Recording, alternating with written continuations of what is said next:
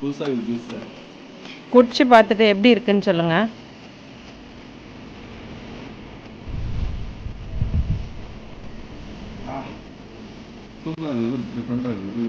இது பேர் வந்து டப்பாச்சே. நான் குடிச்சு பார்க்குறேன்.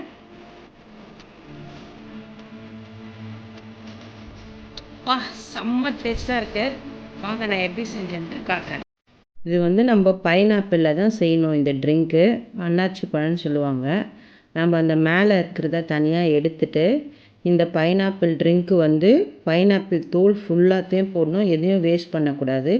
நான் எல்லாத்தையும் வந்து கட் பண்ணிக்கிறேன். கட் பண்ணிவிட்டு நம்ம அந்த நடுவில் கொஞ்சம் பைனாப்பிள் இருக்குல்ல அதையும் எடுத்துக்கலாம். எடுத்துகிட்டு ஒரு துண்டு இஞ்சியும் நல்லா சாப் பண்ணி வச்சுக்கிட்டு நான் ஃபஸ்ட்டு கொஞ்சமாக தான் செஞ்சு பார்க்குறேன். அதனால் ஒரு சின்ன பாட்டிலில் வந்து இஞ்சி நம்ம கட் பண்ண அந்த பைனாப்பிள் தோல் அந்த பைனாப்பிளும் கொஞ்சம் போடணும். போட்டுட்டு சின்னமன் வந்து 2 போடணும். மிளகு சேர்த்துக்கலாம். நான் மிளகு வந்து போடலை. உங்களுக்கு வேணும்னா சேர்த்துக்கலாம். 1 கப்பு வந்து சுகர் போட்டுட்டு நான் அது வந்து ஃபுல்லாகிற வரைக்கும் தண்ணி ஊற்றிட்டு நல்லா வந்து நம்ம மிக்ஸ் பண்ணிக்கலாம். ஒரு ஸ்பூன் எடுத்து மிக்ஸ் பண்ணிக்கலாம். நீங்கள் சர்க்கரைக்கு பதில் வந்து நாட்டு சர்க்கரை தேன் கூட ஊற்றலாம்.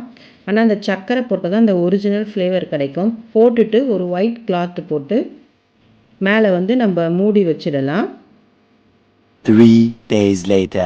வந்து அதை வந்து வடிகட்டிட்டு இந்த பாட்டிலில் ஊற்றி நான் ஃப்ரிட்ஜில் வச்சுட்டேன். இப்போ நம்ம ஊற்றலாம். நீங்களும் வந்து இந்த மாதிரி நிறைய ஜிஞ்சர் பக் இருக்குது. நீங்களும் கண்டிப்பாக இந்த மாதிரி ட்ரை பண்ணி பாருங்கள்.